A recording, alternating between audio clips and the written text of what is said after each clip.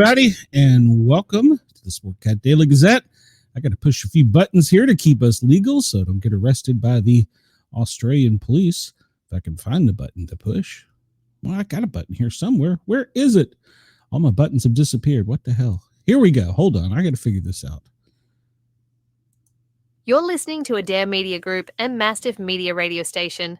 From Dare Media Group, Radio X Gold, Radio X Country, 6RXM, Radio X Magic, and Dare Talk Radio. And from Mastiff Media, Yerg's Radio, Rainbow Radio, Right Talk Radio, Forward Radio, Mastiff Sports, and Shady News Radio. For more information, visit daremediagroup.com.au or mastiff.medias. You're tuned to the Sportcat Show. The boss jock has entered the building.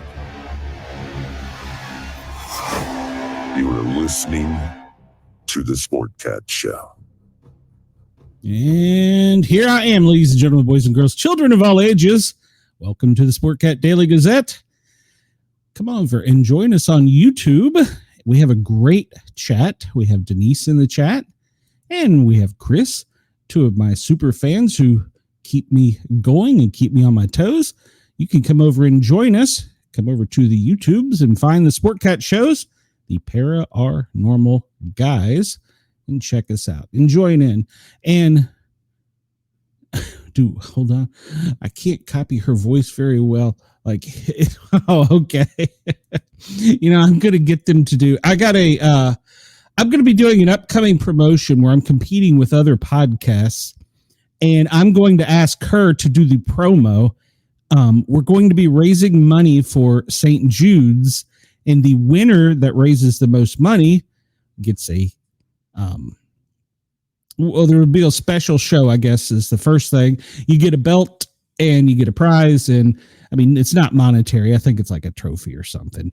And it's more for fun to raise money. So I'm going to get her to do the promo, and I will be posting the link as soon as they give it to me. I was on a show last night. A friend asked me to hop on his show. It was the Best Damn Podcast, and you should jump over and check it out sometime. We spent about an hour and a half just laughing and telling stupid stories. So it was fun. And Tyler and them are great.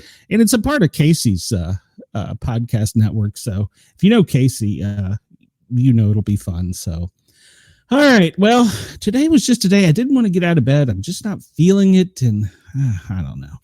Just one of those days. All right. Well, we'll start off. First off, it's currently 13:04 Eastern. But we want to say good morning in Perth and good morning in Sydney, where it's 1 and 3 a.m. Why do you guys want to hear me at this hour? Goodness, I don't know that I want to hear myself. All right, let's see what we got here. We'll jump in and start with on this day in history, like we normally do. And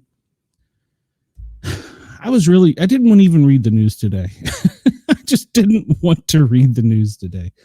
I didn't want to get out of bed. All right, so it's hot. I just don't feel well. No, never mind. Y'all don't want to hear me bitch. All right. So today is August 12th. We'll go back in time and do a little history because we all love history, right? Except when you're in middle school. And so we go way back to 1121, Battle of Degory. Is that Degory or Degorel? The Georgian army under King David, the builder, wins a decisive victory over the renowned Sedgwick commander Iligaz. So Chris, yeah, you may have heard of her. So she's kind of a big deal. 1480, Ottoman troops conquer Ontario in southern Italy after a 15-day siege, killing 12,000 and enslaving 5,000 while beheading 800 Christians for refusing to convert to Islam. Remember, sometimes history repeats itself. So that's all I'm going to say. In 1851, inventor Isaac Singer patents the first sewing machine. 1908, the Ford Motor Company builds its first Model T car, which Henry Ford himself tests on a hunting trip to Wisconsin in northern Michigan. Interesting side note, they had a Ford, I don't know if it was a dealership or assembly line here in Knoxville, and my great grandfather was one of the head mechanics, never owned a vehicle day in his life, walked to and from work the entire time he worked for Ford here in Knoxville. Hello, Wendell. Welcome to the chat. Glad you're here. In 1981, Don Estridge unveils the company's first personal computer, the IBM PC, at New York's Waldorf Astoria Hotel. It's priced at $1,565, 16 kilobytes of RAM, and it started the computer era. I remember the Tandy 1000. I was a salesperson in high school at Radio Shack. It was $9.99 on sale for Christmas. And it had dual floppy disks and a monochrome screen. And then when we upgraded to RGB and got our first 1200 baud modem, as juvenile delinquents, it took us an hour to download our first JPEG. I'll just let you figure that out from there.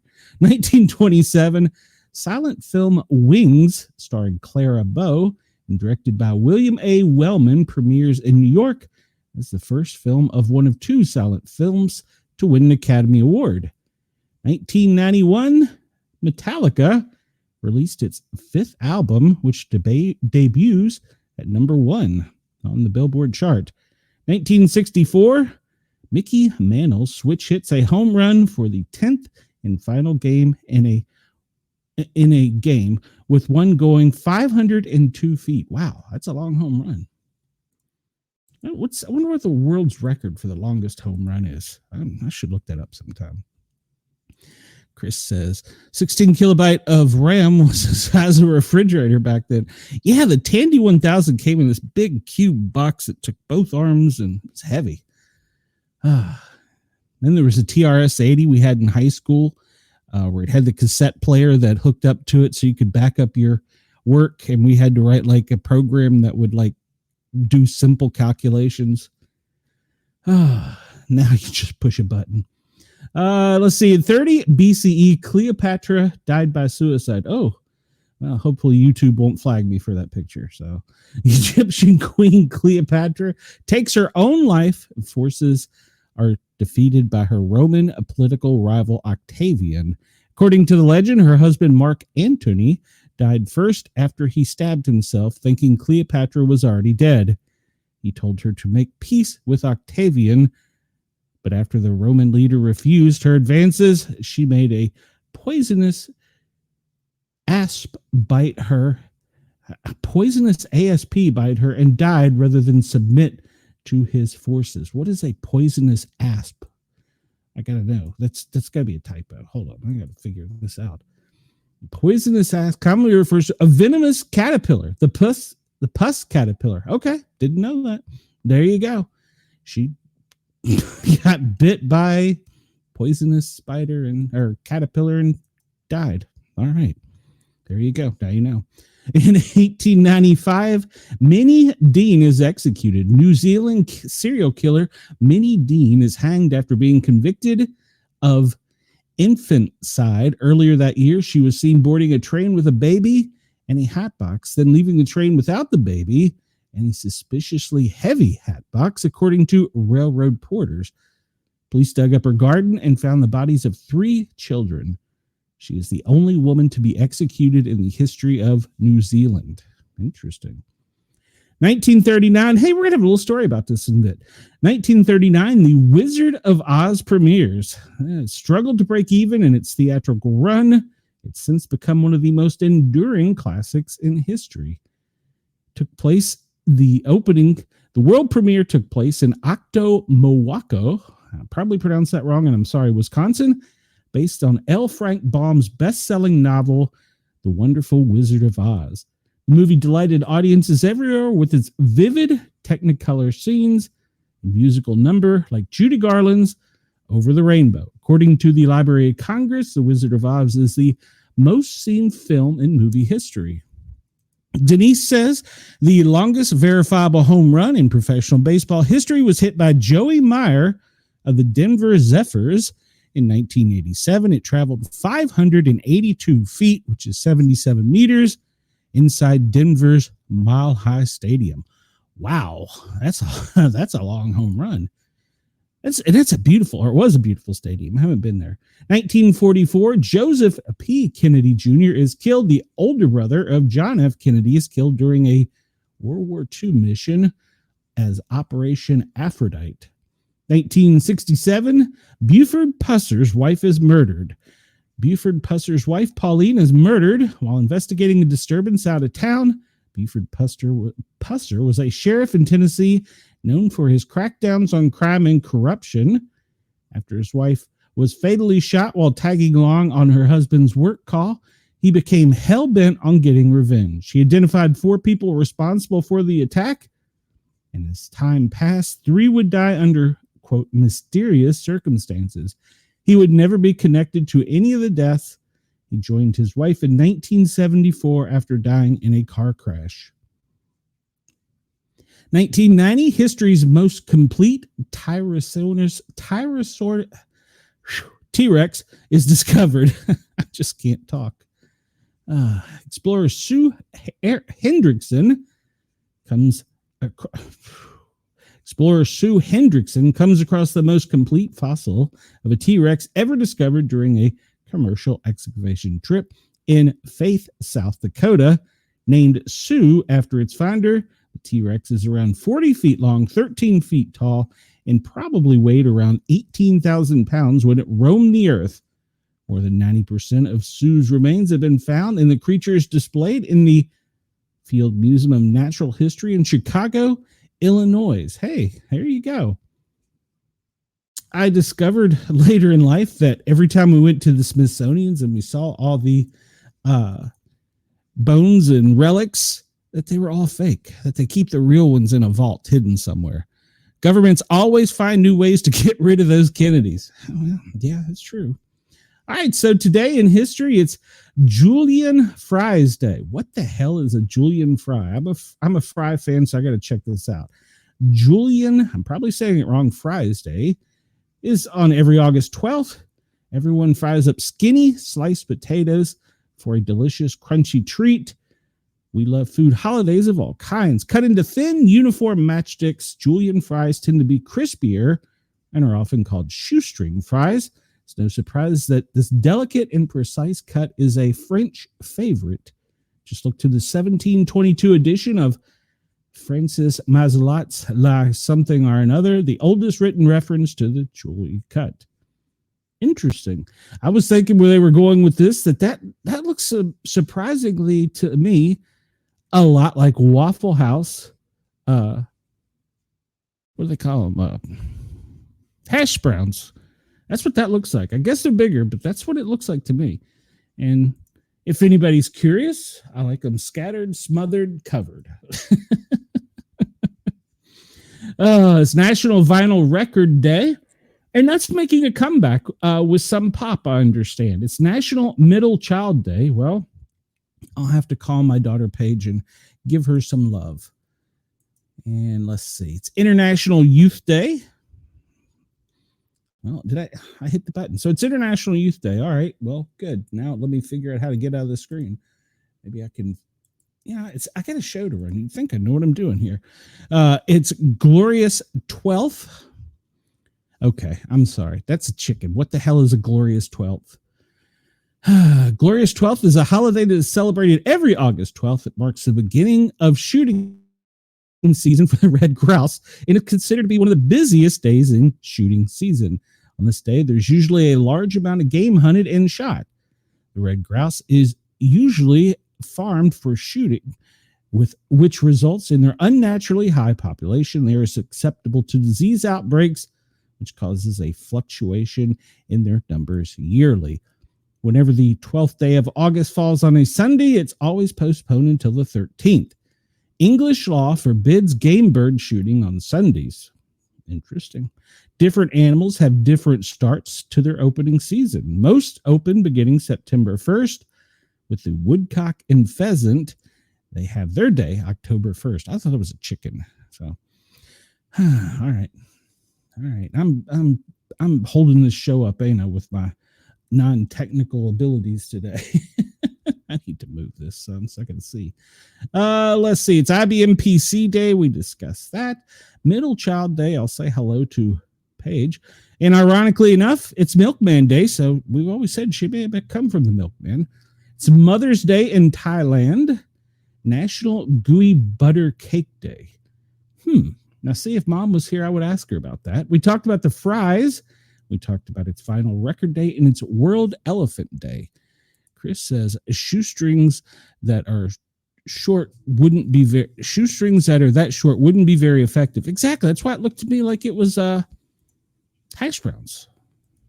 I don't know. All right. Well, the Farmer's Almanac was released. What do you guys think? 25-26 winter forecast. Here you go, Chris. Illinois to see chilly, snowy season. Well, the U.S. the Farmer's Almanac is predicting a season of dramatic swings in widespread wintry weather.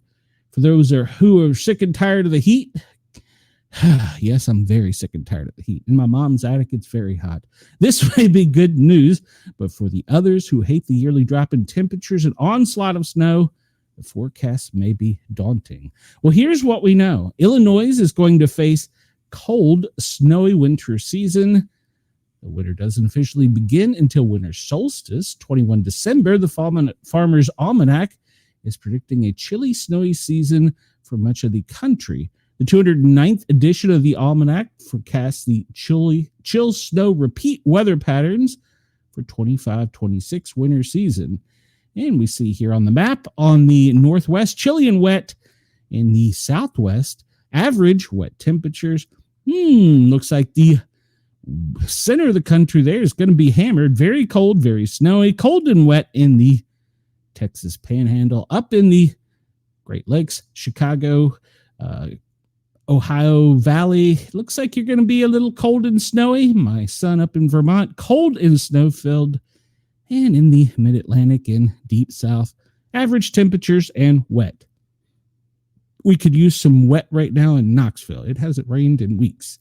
Let's see. Farmer's Almanac said the Midwest region will get cold temperatures, perhaps blowing down from the north, especially in Indiana and northern Michigan. The Great Lakes will see a pretty big snowstorm from February 8th through the 11th. How do they know that far out? With snow giving way to very cold temperatures at the beginning of March, snow to most of the region. The month will end with brisk, windy conditions plus snow in the north. How do they know this? Overall, the Almanac predicts a very cold, very snow winter season for Illinois, so you better start hunting for that winter jacket now. How do they know this? We can't predict where a hurricane is going, but I can tell you it's going to snow in February. I don't know about this. I'm calling horse hockey. So, all right, we talked about this the other day, and Dr. Stephen Greer, I love him or hate him. He is sometimes a very unique individual. If you ever listen to any of his stuff, he's a little out there sometimes, and he claims that the government's trying to kill him. I don't know. I'm just saying. But he says a mysterious interstellar object speeding towards the solar system, brighter than a comet, traveling on Earth's orbital plane and accelerating, has triggered fresh debate on whether it's a natural phenomena or something far more unusual. But Stephen Greer, the founder of the Disclosure Project, told Newsmax on Monday the truth is likely far less sensational. The Disclosure Project is a nonprofit research organization dedicated to government disclosure of alleged alien sightings. It's less likely to be a manufactured alien object than a stray asteroid, he told Finnerty. We need better eyes on it before we start the hype. Well, okay then. And I don't know if I ran with that story today. I will say it. The government acknowledges that there are 4 types of aliens, and I don't know if I got that story in here or not, but they're insectoids, reptilians, greys, and I'm forgetting one. I don't know. I'll have to think about it for a minute. Speaking of Yellow Brick Road, well, it was found on the Pacific Ocean floor during a groundbreaking volcanic expedition. The Wizard of Oz got a tip of the hat from scientists poking around in an ancient underwater volcano chain in the Pacific Ocean as they discovered what looked like yellow brick road. The natural brickwork was actually the result of volcanic geology, which has fractured the rock in curiously uniform way. Nautilus pilots exploring the ancient seamounts of, and don't ask me to pronounce that, Lilicoy Ridge as part of the Lilicoy expedition. Wendell, don't ask me to repeat that. On the discovery, you can watch play out on the video below. The team is attempting to sample some manganese crust from the seafloor with the help of the robotic arm and having some success. I'm going to mute this while we read. The proficient use of the claw gives the team the opportunity to more closely inspect a clump of manganese crust, a marine sedimentary mineral made of iron and manganese oxide. Sample secured, the vessel shuffles on and stumbles across a surprisingly dry-looking stretch of what they call baked crust, which are cobblestone yellow brick road, comes into view. What is it, says one researcher to another. Well, what looks like a yellow brick road to the mythical city of Atlantis is really an example of ancient active volcanic geology, they explained on YouTube. The bizarre geological formation was along a stretch of the summit seamount, which sits within the Marine National Monument. I'm not even going to try. Wendell, if you got that one, just let me know.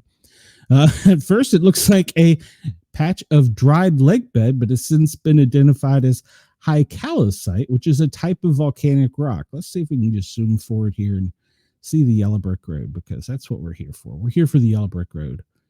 It is cool what they're doing, though. And they did discover a new creature.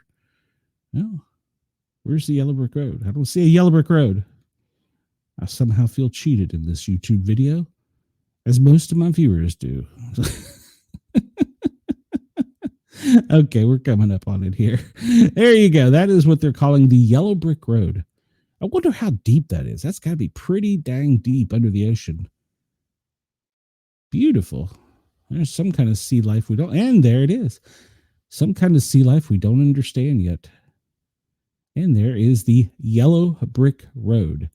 Interesting how it's just a formation of volcanic rock, or at least that's what they want us to believe. Let's see.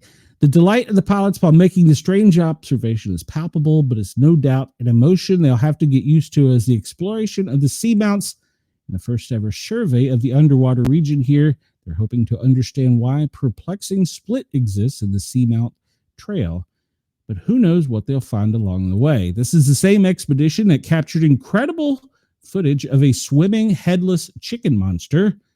Well, they're in for a few surprises. And yes, I had to click to see what a swimming headless chicken was. And that's a swimming headless chicken monster. It's apparently a version of a sea cucumber. Chris says, I was guessing 3.5 feet deep, but it seems illogical now. Yeah. And, you know, anytime you can see a headless chicken monster, I'm in. I did want to get out of bed today. All right, speaking of weird animals. No, not that weird. The Chinese have sent robot antelope to spy on Tibet's wildlife. To the wolves of Tibet, China, robot antelope may look appetizing as the real herds that roam the rugged tundra, but the creature is part of Beijing's growing surveillance that now even reaches into the most remote places. Its doe-like eyes and thick brown fur make the robotic ruminant, I don't know, nearly indistinguishable from the real antelope as the 5G and AI, there we go, integrated imposter scans Ho-X Plateau with its sensors. Footage from China's state news agency shows. Developed in Exuno, and that's probably wrong, the Chinese Academy of Sciences and based Deep Robotics, the robot antelope is equipped with 5G connectivity, artificial intelligence vision systems enabling real-time monitoring of the migration, feeding, and mating behaviors of the endangered species endemic to Tibet. China is offering its robotic industry to tens of billions of subsidies, was the host of the 2025 World Robot Conference. 5G arrived in Tibet in 2019, according to the Chinese government. And apparently, so wait a minute here. So in 2019, we had this and we didn't know about it. So what do we have now? Interesting question. I'm not going to read the whole article. If you want to go over here and find it, you can find this article on Cyber News and read about the robot antelope. So my question is, we had a Chinese robot or Chinese spy balloon fly over us. Could they have dropped tiny antelope babies and now they're full grown roaming the countryside? I don't know. Let's just start that conspiracy theory. Why not? Because I'm telling you, some of the others that I have seen on the internet from some of these other shows, YouTube's first prepper channel is full of shit. Noah Centini cast as Rambo in prequel to Sylvester Stallone, the franchise reports. I did not know there was going to be a sequel, but apparently he is going to redo the First Blood. What we need to know, they're reporting on the 11th that he agreed and will star in a prequel of Sylvester Stallone's Rambo, titled John Rambo. Stallone, 79, originated the role in 1982 First Blood and starred in 5 Rambo movies in total. The new film will reportedly follow the character during the Vietnam War and begin... Hold on here, I lost my track. Begin filming in early 2026. He is poised to take on one of Sylvester Stallone's most iconic roles. He's 29 and he wasn't even born when this was on. Good Lord. Deadline reported the movie will be directed by Jalmi Helander Sisu. Don't get me. Written by Rory. I don't know any of these numbers. And that the film plans to be filmed in 2026 in Thailand.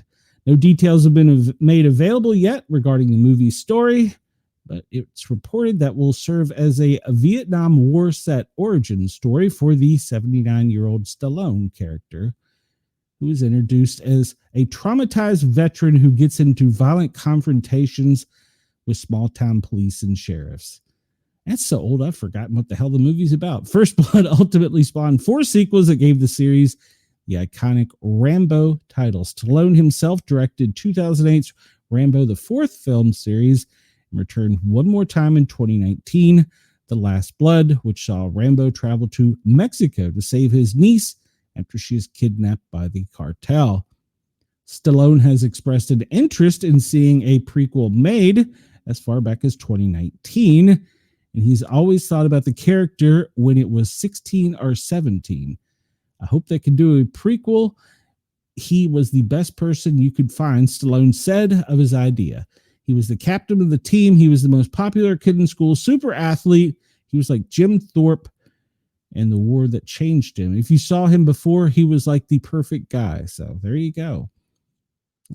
There you go. 2023 implied that he did not plan to make... In 2023, he implied he did not plan to make another movie in the Rambo series during an appearance at the Toronto International Film Festival. He's done pretty much, even though they want to do another one, but what am I fighting? Arthritis? He joked at the time. Yeah, it sneaks up on you. All right.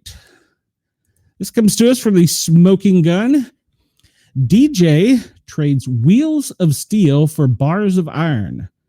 All right, try and get this image out of your head. Responding to an indecent exposure complaint, police found Anthony Smith, 32, walking around the Florida park afternoon wearing women's lingerie, the bottoms of which were the thong variety, and left Smith's genitals fully exposed, fake breasts, a wig of long black hair, a black mask around his face, a hoo-ha ring that is used for arousal purposes, as well as to maintain erections. Wendell, do you got one of those? A black foxtail protruding from his posterior. Upon further examination, the bushy tail turned out to be attached to a plug that was inserted where the sun doesn't shine. Smith, who works as a party wedding DJ, tried to evade a cop who initially discovered him inside an Indian Riverside Park in Jensen Beach. He was eventually apprehended near the Children's Museum of the Treasure Coast. The witness who called 911 to report a suspicious individual with his organs exposed was in the park to pick up their kids from a summer camp at the museum, but said that no children witnessed the event. Why? Asked by police what was going on today, he reportedly said that he suffers from some sort of sexual addiction and that engaging in lewd behavior arouses him. He added that this was not the first time he'd had a run-in with law enforcement for the same kind of behavior, according to a police report.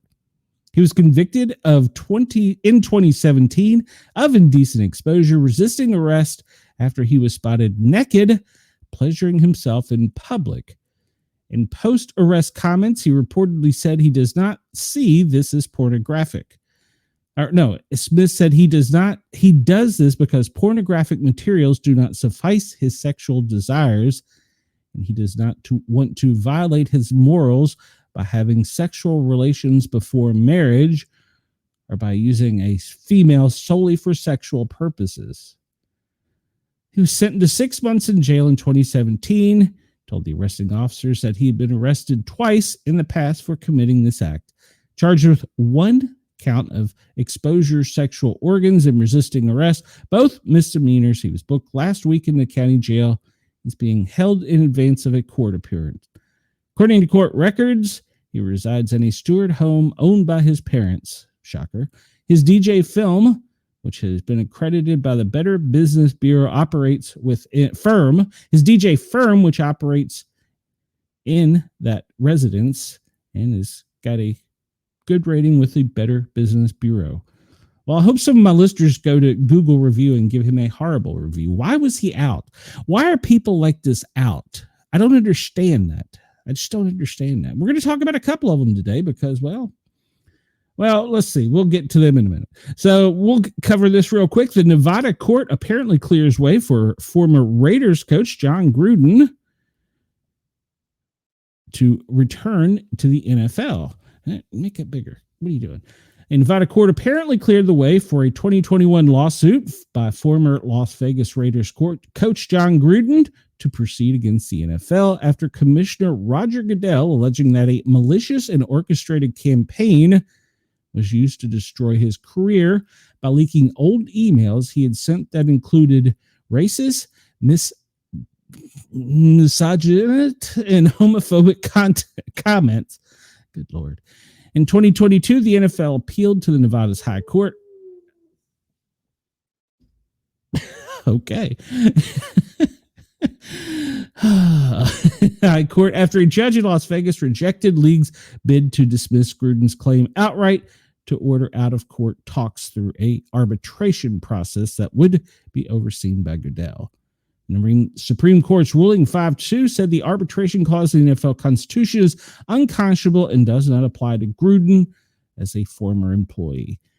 The lawsuit alleges that Goodell and the league pressured the Raiders to fire him by leaking emails containing racist, homophobic, and sexist comments that he sent when he was an on-air analyst for ESPN from 2011 to 2018. He resigned in October of 2021, only to sue the NFL afterwards. All right, we talked about this yesterday. I'm not going to give this a lot of airtime, but on Monday's Meet the Press, D.C. Councilman Robert White Jr. said that we're going to see, quote, flare-ups between people in D.C. and federal officers that are unnecessary and many of them unprovoked. It's going to move us in the wrong direction, and there are going to be interactions that flare up tensions. He said, I worry a lot about the lack of clarity, the lack of direction, and the fact that federal officers are not trained for neighborhood policing. So again, we have the format for partnership, but that's not what's happening here. We invite real partnership, though.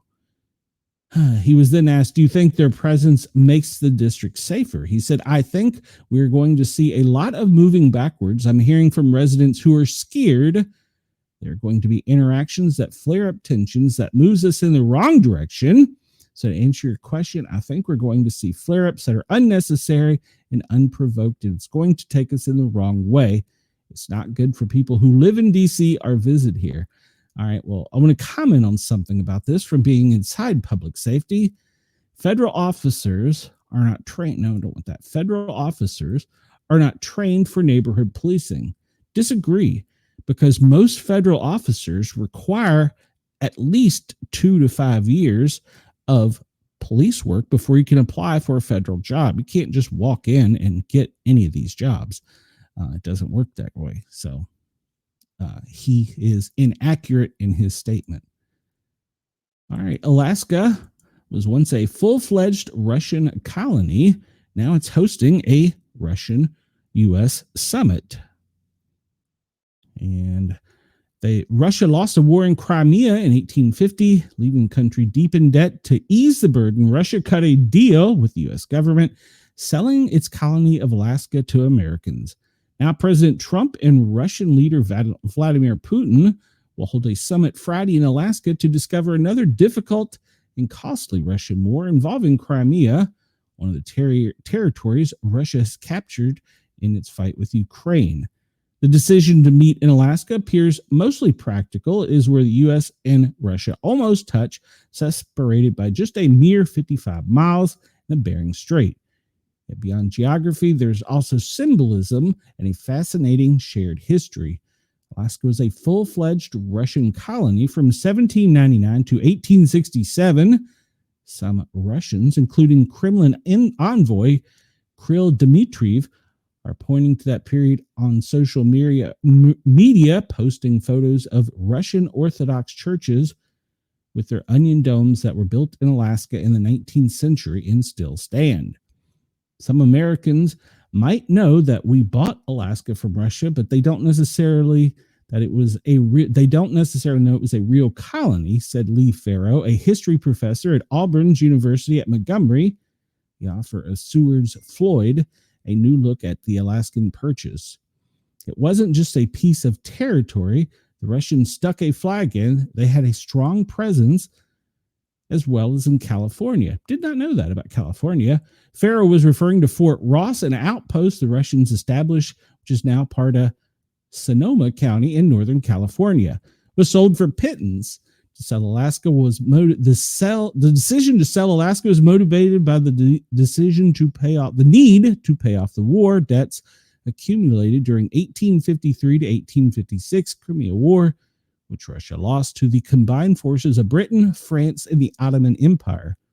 By this time, Russian hunters in Alaska had killed off most of the accessible bears, wolves, otters, and other animals with valuable furs and pelts, and they saw very little economic reason to stay. Alaska seemed more of a liability than asset and was extremely remote even by the standards of the Russian Empire.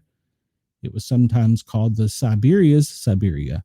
After brief negotiations in the spring of 1867, the U.S. agreed to pay $7.2 million, which works out to 2 cents per acre.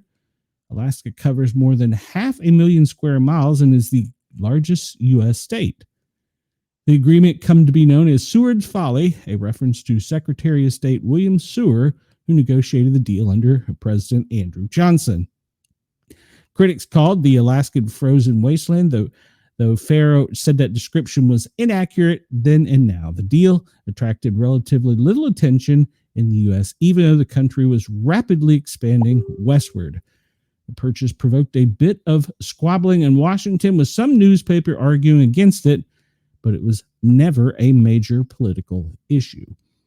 Little U.S. government investment. In the early days of the U.S. territory, Alaska and its indigenous people were mostly ignored. The U.S. government invested little, and the few Americans who ventured there tended to be missionaries or adventurers who were largely on their own. Only decades later did Alaska begin to develop. Gold was discovered in 1896. Alaska became a state in 1959, and large oil reserves were found in the 50s and 60s. There are some Russians today who think Alaska should be theirs. When Farrow went to Russia in 2017 after her book was published and spoke to groups, she could always count on predictable questions. In every audience, there was at least one person who asked whether or not the U.S. had legitimately purchased Alaska. She says there has been a very strong narrative in Russia that we either did not pay for it or it was a lease and we should have returned it. The Crimea leak, while Alaska changed hands peacefully, Crimea is a territory that's often been in conflict due to its strategic location as a peninsula jutting into the Black Sea. Russia wanted full control of Crimea when it launched a war against the Ottoman Empire in 1853. Russians expected a quick and easy victory and did not expect Western powers to intervene. France and Britain joined the war against Russia, and the Russian army proved far less capable than Tsar Nicholas had anticipated. They suffered a humiliating defeat. In the 20th century, Crimea was part of the Soviet Union, but when the Soviet Union collapsed in 1991, it became a newly independent Ukraine. Fast forward to 2014, Putin sent Russian troops into Crimea as he launched his invasion of Ukraine, seizing the territory without any serious fighting. Ukraine is demanding Crimea back and regularly carries out airstrikes with drones and missiles at the Russian forces. Crimea will have to be part of the serious peace negotiations and could feature in the Trump-Putin summit this Friday.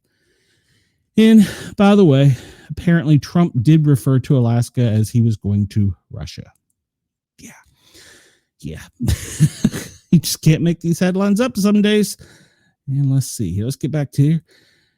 Chris says, scared people usually hide and avoid confrontation. Bad actors and criminals do what this guy is predicting and may even be dog whistling, to be fair. And let's see, check this and make sure it's nothing important. Okay, good. All right, so this comes to us from Seattle. Sex offender who calls himself, and I swear if you're listening and I can't see the screen, I'm not making this up. And this is not a Florida story. Seattle sex offender calls himself the Master Baiter and is charged with new public crimes. In Seattle, a repeat offender who identifies himself as the masturbator has been arrested again for allegedly masturbating inside a Seattle grocery store. According to the charging documents, 46-year-old Keenan Charles Pearson continuously commits sex acts in public despite multiple convictions for sex crimes. The King County Prosecuting Attorney's Office filed 2 new charges of felony indecent exposure against Pearson this month. This is a quote. The defendant is a prolific public masturbator with 3 convictions for felony indecent exposure, 1 misdemeanor indecent exposure for similar conduct. Charging documents state the defendant has a demonstrated inability to follow court orders and appear in court. He is required to register as a sex offender, but is not in compliance with that obligation. Furthermore, the defendant has had warrants issued for his arrest for failure to appear on over 40 occasions and has 2 outstanding warrants at the time of this writing. His most recent arrest happened at the grocery store in Seattle's Chinatown district on May 5th. According to an arrest report, 911 callers called to report a man masturbating in front of customers, including children. A Seattle police officer responded and detained him. When Sergeant Johnson asked him for his name, he identified himself as the masturbator. And the report states that when Sergeant Johnson asked him what he was doing inside the store, he admitted that he was, quote, stroking inside the store. While speaking with officers, he was actively looking at women and saying they should be in his, quote, show. Investigators discovered Pearson is non-compliant, who was recently sentenced for previous exposure charges in March. In a prior case, he was arrested for masturbating inside a Safeway, which is a grocery store, and told deputies he was watching women in yoga pants inside the store. He spent 325 days in the King County Jail and was released in April 25th. In a plea recommendation, public defender said Pearson is a homeless man, uses drugs, and has mental health issues. You think? Mr. Pearson wants to work hard to avoid being in his present position again and to avoid causing alarm to other people in the community, a memo in 2024 stated. Prosecutors and the defense agreed the time he served in jail, the case was a sufficient sentence, and he was released on April 11th. The public defender noted in the report that he planned to stay at a homeless shelter in Pioneer Square when he was released. They show he has 6 prior convictions of indecent exposure, voyeurism, and indecent liberties. He is also the subject of a sexual assault protection order. A report prepared by the King County Prosecuting Attorney's Office says he has been involved in 24 criminal cases in Washington and Missouri. Judge granted the prosecutor's request for $150,000 bail, and he remains in the King County Jail. Why is he out? Because history shows us that eventually he will keep upping his game until he commits a more serious crime and harms other people. What she said. So, I don't know if y'all heard that. My dog is snoring. Ginger's crashed out. All right, so we talked about this earlier in the week. The CDC shooting left 150 window shattered, 180 rounds fired, and the suspect died by self-inflicted gunshots. New details are emerging about the U.S. Centers for Disease and Control and Prevention in Atlanta, including the scale of the damage. The identity of the gunman in a 911 call made by the suspect's father after the attack.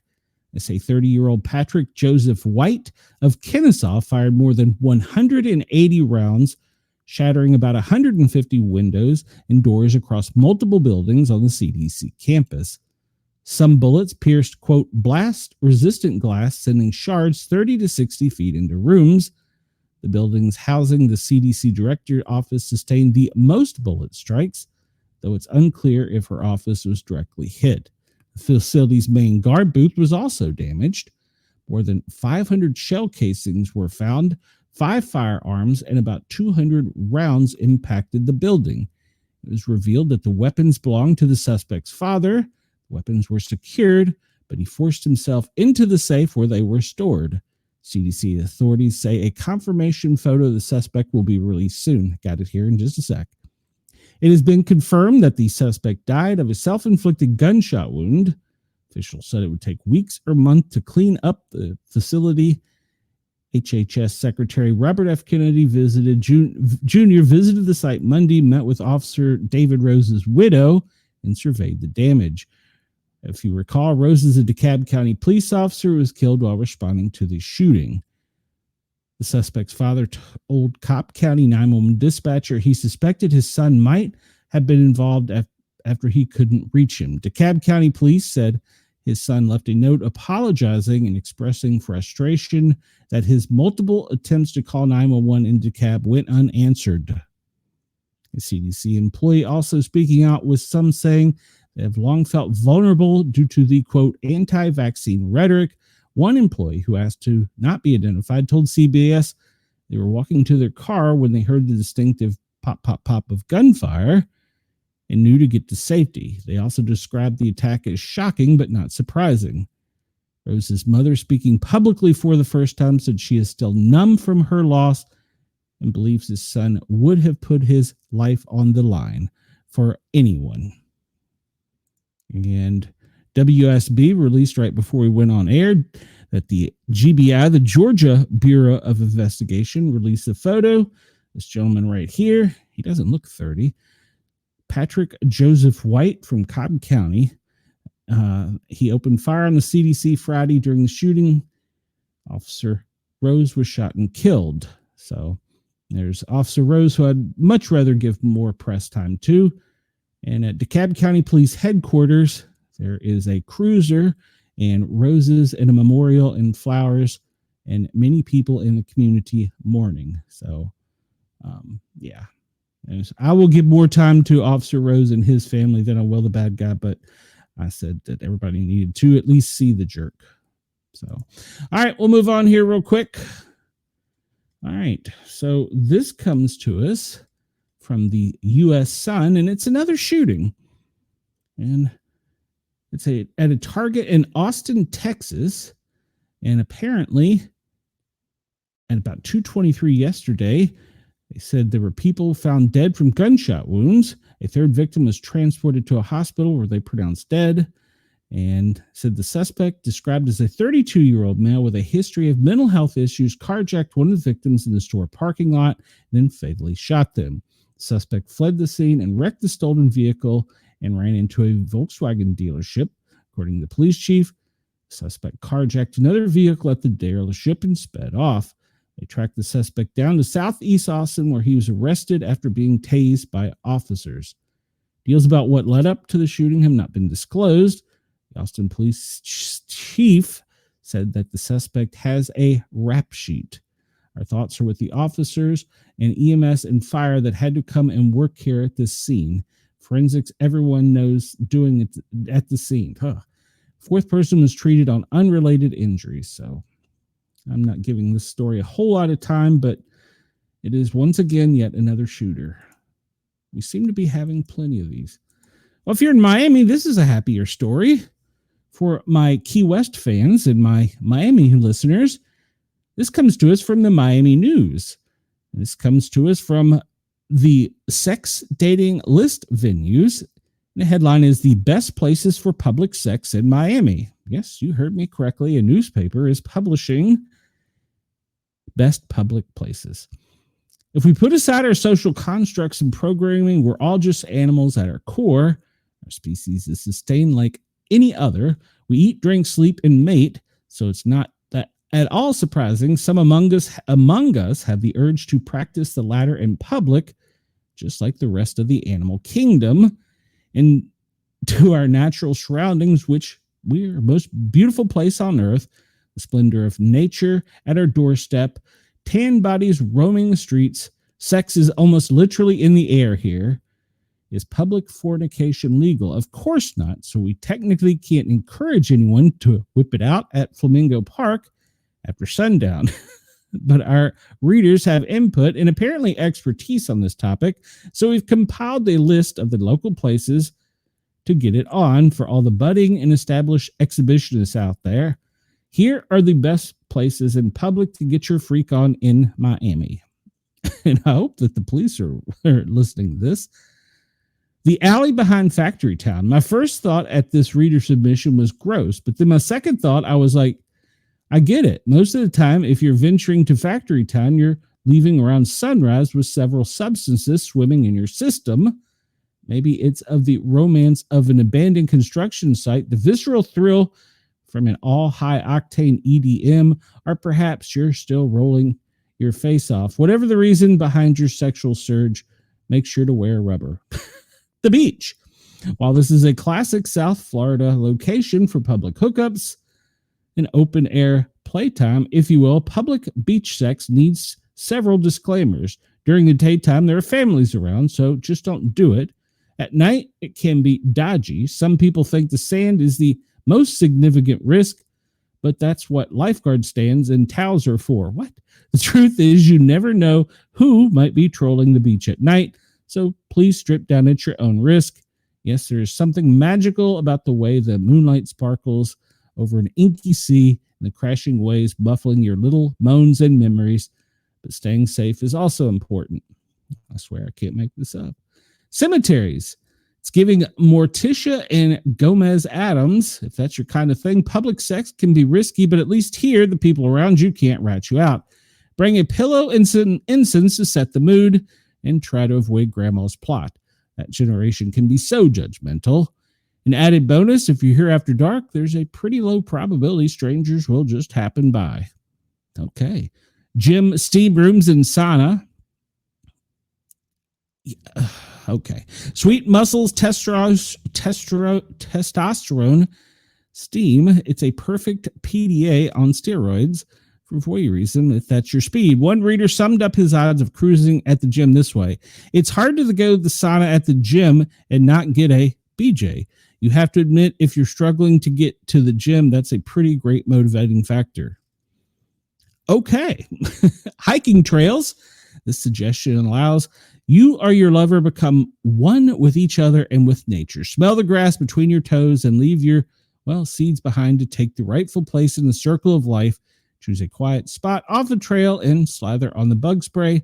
No one wants creepy crawlies inside your delicate places. Try to make it quick, though. You never know who or what might just be lurking around the corner. This one is shocking. Home Depot bathrooms.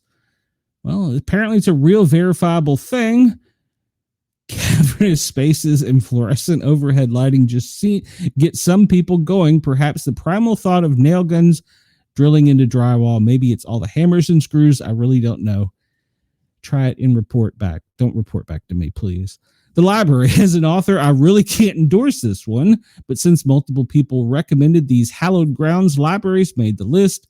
Maybe reading turns you on, which I totally get, or maybe the fact that these spaces are clean, understaffed, and have plenty of quiet, hidden areas. Whatever your reasons, one courtesy, please. If you get naughty in these stacks, keep all your fluids off the pages. Good Lord. Miami Velvet. Apparently this is a club. This is the only entry where you can, quote, legally get your rocks off, maybe even with someone else's spouse. What? And possibly an audience. Miami Velvet is the 305's oldest and most established swingers club. And let's just say no one is surprised if you come here for sex. Guests must be members, but memberships can be easily purchased at the door. The dance floors can get freaky, but most penetration takes place in a group or private, quote, playrooms. The kink lounge are the new and improved shower room. The author is writer, mother, and reluctant socialite Ashia Ellis. She lives with her family in Miami Beach. She graduated from the University of Miami and a degree in journalism. And that was her story. So now you have it. All right, we're going to hit this one quickly because we're almost to the top of the hour. Adam Schiff, we all know who he is, right? Why is that not getting big? Okay. Am I still live here? What's going on? My screen's going crazy. Am I still going out? Yeah, I'm still going out. Let me catch up with the comments. No. Wait. What are you doing? Let me get up with the comments here. And Chris says, maybe the anti-vax rhetoric wouldn't be so strong if people like Howard Stern didn't say the unvaxxed shouldn't be allowed in hospitals during COVID and left to die. That's a valid point. That's a valid point, Chris. All right, well, apparently this is what I'm getting. Adam Schiff apparently directed the release of classified info to target Trump, according to a whistleblower. This comes to us from the Daily Wire. Wait. And we're just going to hit the highlights on this. Adam Schiff directed the leaking of classified documents to target President Trump and influence public opinion, according to the whistleblower's claims in a newly declassified FBI document. The whistleblower, who worked for the Democrats on the House Intelligence Committee, told the FBI that Schiff had pushed for the leaking of documents in a meeting after Trump's election in 2016. According to a summary of an interview obtained by Just News, he was a major proponent of the discredited narrative that Trump schemed with Russians to get elected. The whistleblower claimed that Schiff orchestrated a plan to, quote, hurt Trump by leaking classified documents, according to the interview. In this meeting, Schiff stated the group would leak classified information, which was derogatory to the President of the United States. Donald J. Trump, Schiff stated, the information would be used to indict President Trump. The FBI memo said that this would be illegal. Upon hearing his concerns, unnamed members of the meeting reassured him that they would not be caught leaking classified information. The whistleblower believed that this leaking would be unethical, illegal, and treasonous. The whistleblower was later approached about leaking classified information in a separate meeting by other unnamed individuals. The interview documents were declassified by FBI Director Kash Patel.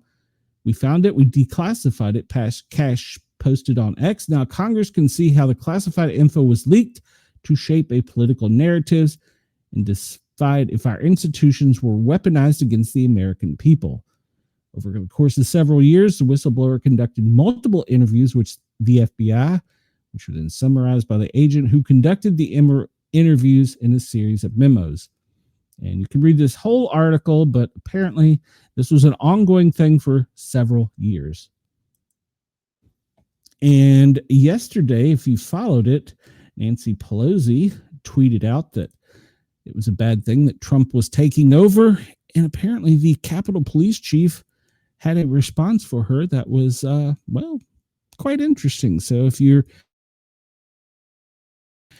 a fan of X, go over and check it out. You'll find some pretty shocking information. All right, let me hit a button here because we are at the top of the hour. I'd like to remind everybody listening on Radio X, Yerg's Radio, to come over and find us on YouTube. We're kind of a fun group here. We have a lively chat, and we encourage everyone to comment. And of course, we encourage you to like, share, and subscribe. You're listening to a Dare Media Group and Mastiff Media radio station. From Dare Media Group, Radio X Gold, Radio X Country, 6RXM, Radio X Magic, and Dare Talk Radio. And from Mastiff Media, Yerg's Radio, Rainbow Radio, Right Talk Radio, Forward Radio, Mastiff Sports, and Shady News Radio. For more information, visit daremediagroup.com.au or mastiff.medias. You're tuned to the Sportcat Show. And there you go. Top of the hour. It is 1400, 2 o'clock here on the East Coast of the United States. We're going to get into what we normally do. We always talk about the FEMA Daily Operations Briefing. This is Tuesdays. It was presented to the president at 8:30 a.m. on August 12th. All right, so new significant events. Glacier Lake outburst flood in Alaska. Didn't know that one. They're monitoring heavy rainfall and flash flooding in the southeast, excessive heat in the Pacific Northwest, the Great Basin, and the Southwest. We now have Tropical Storm Erin and, well, 2 other Atlantic disturbances, as well as Henriette, which is a Category 1 in the Central Pacific. And there are new ongoing situations, but they did amend 3 declaration requests for the Oak Fire in Colorado. So here is the Great Glacier Lake outburst flood threat. The situation as of 1:40 a.m. Eastern Time on August 12th, the Suicide Basin Lake located near Juneau, Alaska, population 32,000, has attained full capacity with observed overtopping of the ice dam. Although no release from the basin has yet been detected, a subglacier release could occur, which may initiate an outburst flooding event that could affect Mendenhall Lake and other adjacent regions. Annual flooding has occurred since 2011, however, has progressively worsened each year, with the flood of 2024 being the most destructive, impacting 300 homes in the Mendenhall Valley, the most heavy populated area of Juneau. It resulted in major disaster declarations. This year, the local authorities installed USACE, I don't know what that is, by HESCO barriers to divert the floods away from the most heavily populated areas. Current forecast scenarios, crest is approximately 16.4 feet below the 18-foot protections basin provided by the barriers. See graphic below. All right, so this is in Alaska, and this is what they're monitoring. I can't make it any bigger, but apparently that's a big deal. Tropical Storm Erin. Well, President Trump will be up there. Maybe he can get a look at it. Tropical Storm Erin is in the Atlantic, and, well, she's located 690 miles west of Cabo Verde Island. She's moving west at 22 miles an hour. Maximum sustained wind, 45, and the center of the storm outward, she's got 45-mile-an-hour winds. And she's expected to become a hurricane in the next couple of days. Tropical outlook, nothing in the western, central, and eastern Pacific. Henriette is Category 1, and she's just moving away at 15 miles an hour and to the north-northwest. The Atlantic, well, we have Erin, which we discussed. Then we have another disturbance, which is a few hundred miles southeast of Nova Scotia. And we have the second disturbance, which is located in the north-central Gulf. And this system is not anticipated before it moves inland later today. So we're going to watch these over the next couple days, because as we've talked, anywhere for the next 10 to 12 or maybe even greater days could impact us. All right, so we're looking at heavy rain and flash flooding in the Appalachians, northeast Georgia, and in the Carolinas, and the portion of Tennessee. Spotty rain showers from New York State all the way down to the Gulf of America and back over to New Mexico, and wrapping around all the way up to Montana as that high is pushing forward. There's no indication of fire weather today, so that's good news. And tomorrow, that rain is going to move up into the Chesapeake Bay. And then on Thursday, well, I'm sorry to my friends in the Dakotas, it looks like more heavy rain and storms are coming. This is the excessive precipitation and excessive rainfall predicted for the next 72 hours. And as you can see, that line goes from the Gulf of America up through Alabama, over Georgia, and along the Appalachians, back up into southwestern Virginia before it finally reaches into Vermont. And that is where they can anticipate the most showers, and to the east on the Gulf shores. I'm sorry, not the Gulf shores, the Atlantic shores. And Tuesday and Wednesday, that's going to be the same thing, with the heaviest falling in the northeast Georgia mountains. Excessive heat. Yeah, it's hot today. Well, if you're on the West Coast in Washington, Oregon, California, Arizona, New Mexico, you could have extreme heat today. So please be careful. We'll cover that a little bit more in a minute. And most of the country, with the exception of coming down out of the Midwest, is expecting another hot day. The Oak Fire in Colorado is still 0% contained, and they have, it's burned 150 acres, and it's burning on private and state land. At the current time, 0% contained, and I was looking to see, they say how many people are working on that fire, and they don't. Let's see. There's wildfires burning in Utah, Colorado. They're not talking anything about the California ones. The ones in California are pretty devastating. Why are they not on the FEMA report? The space weather outlook for the next 24 hours is minor, and there's no sunstorm activity. And we see, of course, the Anchorage, where they were talking about Alaska. That's going to be more in the headlines. And we see that they are currently doing 17 joint field offices, 64 major disasters, 7 emergency declarations. We're still working to house and repopulate 12 different divisions or missions. And I wonder why we don't have anything more about the California fires. That seems kind of odd, because they're pretty much dominating the news right now. Let's see. I don't see anything else in there. All right, that's kind of odd to me, but okay. Let's move on to the president's schedule. Let me update this, because I understand that there were some changes to his schedule. Let's see if they're noted. We'll go back in time to see if anything changed yesterday. Well, no, it appears pretty much as we said. They had a press conference, and then they called a lunch lid, and then after that, they called the full lid at 6 o'clock. 9 a.m., the press was to report for a 1 p.m. briefing by Secretary Carolyn Leavitt, but there's nothing else on the calendar for President Trump. Let's go over here to WRC Washington and see what we got.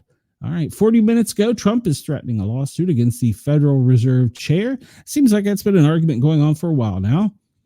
And Texas Republicans warned they'll call another special session if the Democrats are still out. Friday, D.C. judicial vacancies, why empty seats matter, and what Trump said he will do. Well, apparently, he's going to put in new judges. I don't know.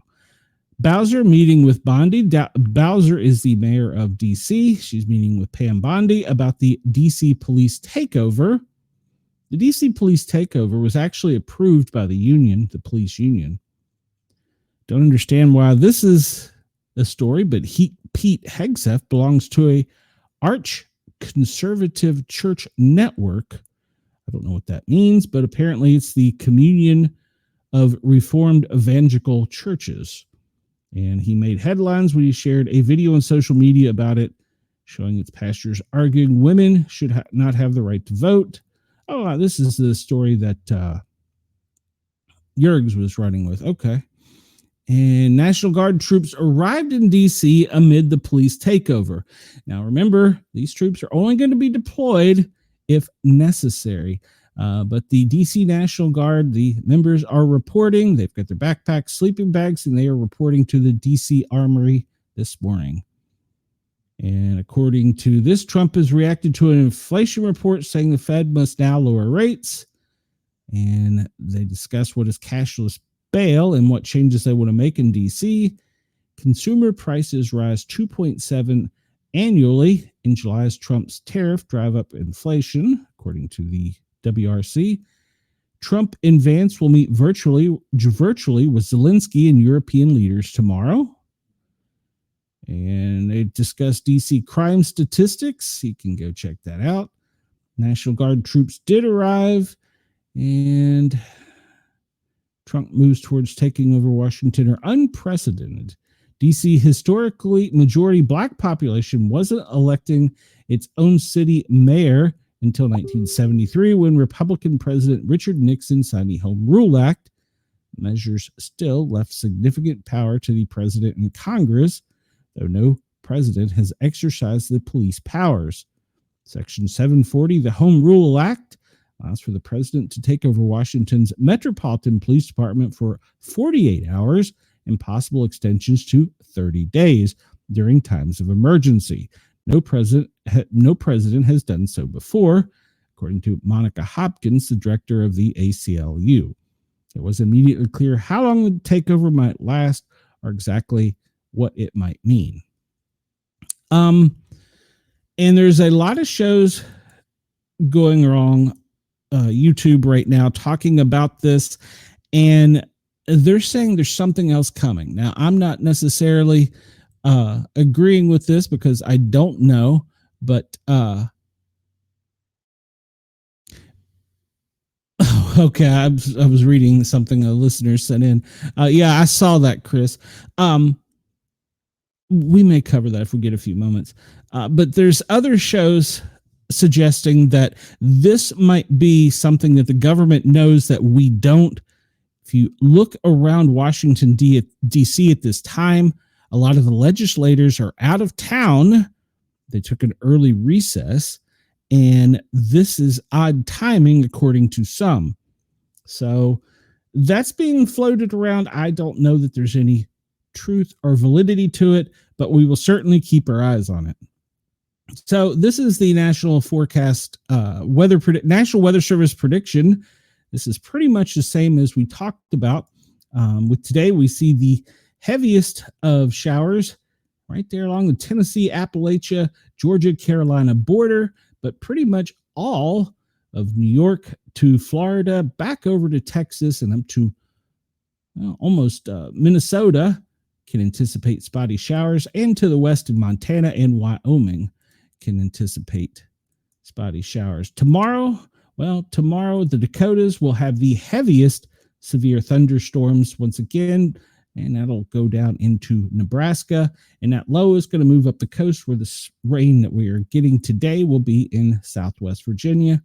Day 3, we see that the Weather Prediction Center is calling for, once again, North Dakota, South Dakota, Minnesota to experience severe thunderstorms. And that low is going to push rain back into the south, all the way from the DMV down to the Gulf of America and over to the Texas Panhandle. And I think that's all from this page. Let's look here. Today, there is a less than 2% chance in the lower 48 of a tornado. However, there are some high winds expected in the Great Lakes and Chicago area, as well as reaching over into the Ohio Valley. And the winds could be kind of severe, so keep your weather radio on in case there is some type of weather emergency. And there is a very little possibility, except for in the tippy toe up there in the part of Minnesota, is it Michigan? Part of it we forget about. There's a potential for some penny to pea-sized hail. All right, let's look at the weather forecast here. We've talked a lot about America, so let's talk about our friends down under real quick. We always like to keep them happy. And we'll start with Brisbane. Well, currently it is looking at sunny skies, 50 to 70 degrees. Warm morning. Well, it's going to turn pleasantly sunny by the afternoon. Temperatures are going to rise to about 54 to 56. And in the afternoon, possibly getting up to a high of 72. We'll venture over here to Melbourne. And we see partly cloudy, high of 56. Well, it's going to be cool this morning while you're waking up with a gradual warm up. You will see in the mid-afternoon highs in the upper 50s. We'll hop over here to Perth. And we see in Perth, it is partly cloudy to to rainy skies with a high of 74. So Perth, bright and clear skies dominate, but the temperatures climbing into the mid-teens or 58 in the morning, lows in the 20s Celsius by noon, and some spotty showers. And let's see here. I missed somebody. Sydney. Here we go. Sydney. Sorry, I missed Sydney. I apologize, Sydney. Well, Sydney, sunny weather expected, but it's going to be a cool morning, only getting to a high of 68. Yeah, it's going to be a brisk day. All right, so Brisbane and Perth, warmer climate, sunny by midday, highs in the low 20s Celsius. Sydney, mild and sunny, moderate warmth, developing mid-morning into afternoon. Melbourne, well, it's the coolest, lingering clouds, temperature staying under 15 Celsius. There you go. All right, so that is our Australian friends forecast. Let's go over to DC real quick and look and see what's going on over here in DC's weather. Washington, DC, well, you can anticipate a high of 88, partly cloudy skies. And let's go down to Jacksonville. Ooh, rainy, but a high of 91. Go over here to Montgomery. Let's go to Mobile. New Orleans. We'll go to New Orleans. And it's going to be rainy with a high of 84. We'll hop up here to Louisville. We missed some of our northern friends. Rainy in 88. Yeah, what's going to be here in Tennessee? That's what I want to know. Now, sunny. No, it's going to be rainy and a high of 85. It is already warmer than 85, I swear. New York City, you're looking for sunny skies, a high of 87. Boston, you're looking for partly cloudy, high of 89 today. And we'll hop over here to the Midwest. Bismarck, 79 sunny skies. Seattle, you're going to have a high of 86 with sunny skies, dropping down to Medford. 100 degrees today. Nice sunny skies. LA, high of 84 in sunny Phoenix. Woo, triple digits, 110 degrees. Woo. Las Vegas, once again, triple digits, high of 110. Sunny. Denver, you're only going to make it up to 87, but you will have sunny skies today. Omaha, high of 83, partly cloudy. And who do we forget? Memphis is high of 93 with partly cloudy skies.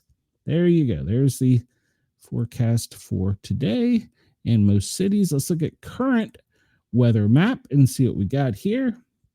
Well, zoom out a little bit. There we go. We look and see down in the Gulf of America where that disturbance is. Heavy rain is coming onshore from New Orleans up into Mobile, stretching up into Montgomery, Atlanta, and it's broaching the Appalachians and splitting them. We're going to see some rain over the west side of the Appalachians in Knoxville, East Tennessee, back over to the Carolinas, and then along the Atlantic coast. It's looking like they're going to be in for a soaker. So that is going to stretch. That band of rain is going to stretch all the way up into the Chesapeake Bay.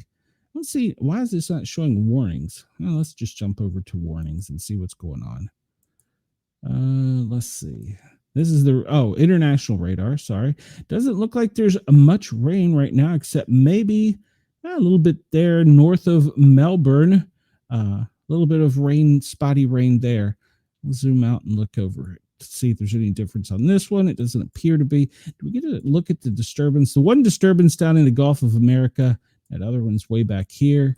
And then Erin is up there. We'll get a better look at her in a minute.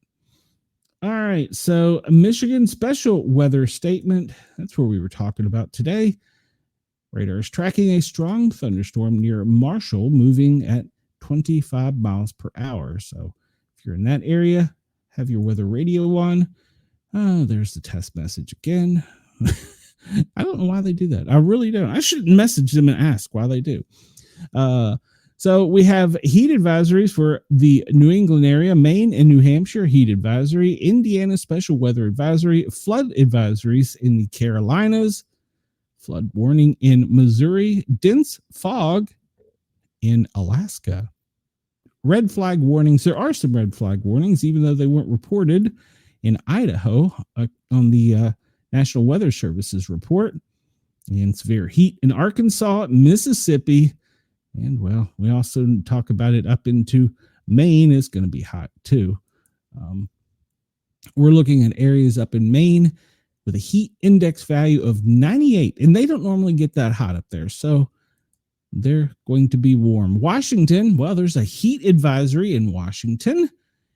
Ohio, you have a flood advisory lasting for the next 3 hours. New York and Vermont is also got a heat advisory. And we have an air quality alert in Washington. And then along the coastal areas of the Carolinas, flooding in Arkansas. And let's see, lots of heat advisories today. In Minnesota, you have a air quality alert. I'm assuming that's probably going to be from the smoke. We'll see that here in just a minute. Yeah, Minnesota, New Jersey, New York, Connecticut, all have air quality alerts. So let's just take a look at that and see what's going on. First, let's look and see where the lightning is. Oh, right now, it looks like that storm is really battering Baton Rouge. And that band, you can see that band extending all the way up there. It's going through Birmingham, Gadsden, following the Appalachia there, Chattanooga, and it's just this side of Knoxville in Oak Ridge, Morristown, and it kind of drops off a little from there, but that's going to be moving to the northeast. We see up here in Indiana, Indianapolis has got a very strong cell to the southwest of the city. So if you're in Indianapolis, Indiana, make sure to take cover. Over on the on the Atlantic side, well, it looks like the beaches are getting a lot of lightning activity from, looks like almost Myrtle Beach all the way up to pretty much Virginia Beach. So if you're having a beach day in the Outer Banks, please be careful. Hopping down to Florida, well, it looks like they're getting some lightning activity all the way from the Palm Coast, Titusville, down through Melbourne. So if you're on the beach there, please be careful. And on the Treasure Coast side, there's also a little lightning, but not as severe as it is on the Atlantic side. The Gulf of America and the Florida Panhandle looks like a pretty good time at the moment. We'll hop out to the west and we don't really see anything. Go up here and we look and see to the northeast of Detroit. There's a pretty decent storm with lots of lightning activity. That is extending all the way up into Toronto. Take a real quick look here. This is Erin, and she's angry. She's got plenty of storm in her, so lots of electrical activity coming out of it. Hey, Brenda, welcome. Did you just wake up, Brenda? We missed you. Where you been? We haven't seen you in a while. So let's look at the power outages in the USA. Currently, Texas is reporting 10,552 people without power. And it appears in Palmer and where is that? Grimes, Collin, those are the areas with the most power outages. We drop down here in Florida and see where the power outages are. And it appears like down here in Pinellas County and Bradford County is where the most power outages are being reported. Up here in Wisconsin, we see that along the Great Lakes, Milwaukee and Ozaukee and Waukesha are experiencing some severe power outages, and so is Sawyer counties. Let's see, and that's where we've tracked all that. So it looks like currently in the United States, there's about 20, 30, 40, 50, about 60,000 people without power. So there you go. You can look at this to get your information for your local area by going to poweroutages.us. Sometimes wonder why they let me talk. All right, let's look at some temperatures here. Currently in Houston, you're looking at 91, coming over around into New Orleans, 84, Tampa, 92, 91 on the Atlantic side in Jacksonville, 81 up in Virginia Beach, New York City, 87, Boston, 89, getting up into Vermont. You're in the high 90s along Lake Champlain. Dropping down to Louisville, 87. It's hotter than that here. It's 82 in Atlanta. St. Louis is 90. And we look over here and we see that Houston, Odessa are 90, but Las Vegas and Phoenix are already at 102. In Seattle, you're sitting right at a 79. We talked about that heat warning. We'll show it again here in a minute. Yeah, Brenda says it is hot. Yes, it is very hot. Air quality. All right, so San Diego and to the east, you have a code purple, and that means there's some very bad air along the Mexican border, all the way over to Tucson and back up north to Phoenix. So if you're in that area, please be careful if you're outside. And we see that the code yellow is pretty much for all of the northern part of Wisconsin, Iowa, and most of Minnesota, with it being code red, right in the center of that. So if you're in those areas, please be careful. Chicago, it looks like you're fairly clear. Some areas of Gary may have some poor air. Back up into New York, all the way up into Nova Scotia, we can see is a code yellow. And I was watching another show and they were talking about this smoke that we'll see here in a minute is got some extra hazardous things in it. So the air you're breathing right now is extremely unhealthy. So I don't know why that alert was put out in Canada, but I saw that in another show. So looking at the big, beautiful, perfect round globe, you see that much of the U.S. is wind-free today. Most of the wind is actually coming down out of Canada, what little wind there is in the U.S. today. We see that the dust is probably not making its way over even to the Gulf. And we see that break right there at the equator. Let's go down and visit our friends down under and see if it's windy down there. And it looks like they're a little windier than we are, with winds coming out of the east, extending over to the west-southwest. Let's take a look at... I might have deleted. All right, so here is the Atlantic forecast for the National Hurricane Center. We see this low down here is disturbance in the north central Gulf. Really not exposed to do much, but just rain. So unfortunately, we have to tolerate that. But some parts of the country needed the rain, like Atlanta and Knoxville. Well, I don't know why I did that. We have Aaron down here. Aaron, well, it's still too early to know exactly what it's going to do, but we know that it's going to come towards the U.S., Puerto Rico, and the chances are that it's going to be moving closer, but the uncertainty is exactly where it's going to go. We look down here and see that the tropical force winds are going to extend out quite a ways. And why could I not make this bigger? Here we go. Arrival time of the winds. Reasonably, looks like it's not going to be over into the Bahamas until Saturday. So that's good news if you're on the beach. And let's see. Now, we really don't think that we don't have much data as far as past Sunday morning. So it looks like it's going to continue on its westerly trail, moving slightly deviating to the north some, but where the spaghetti model takes it from there is anybody's guess. So it's just a good idea to be prepared because, well, in the next 10 to 12 days, there could be a significant hurricane in the Atlantic. So we want to keep an eye on that. All right. So the space weather, we talked about this earlier. There's really nothing significant, minor disturbances. And if you're looking to go out and see the aurora, well, you're going to have to be up in the Great White North because it's not going to make its way down to anywhere in the lower 48.